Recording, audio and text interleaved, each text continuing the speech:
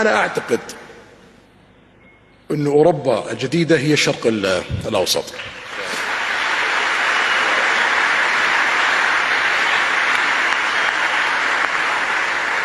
المملكة العربية السعودية في ال5 سنوات القادمة سوف تكون مختلفة تماما. البحرين سوف تكون مختلفة تماما. الكويت، حتى قطر على خلافنا معهم لديهم اقتصاد قوي، سوف تكون مختلفة تماما بعد 5 سنوات. الإمارات، عمان، لبنان، الأردن، مصر، العراق والفرص التي لديها.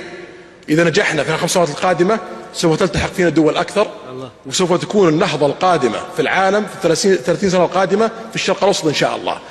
هذه حرب السعوديين، هذه حربي اللي أخوضها شخصيا، ولا أريد أن أفارق الحياة إلا وأرى الشرق الأوسط في مقدمة مصاف العالم، وأعتقد أن هذا الهدف سوف يتحقق 100%. الله يعطيك طول العمر يا سيدي.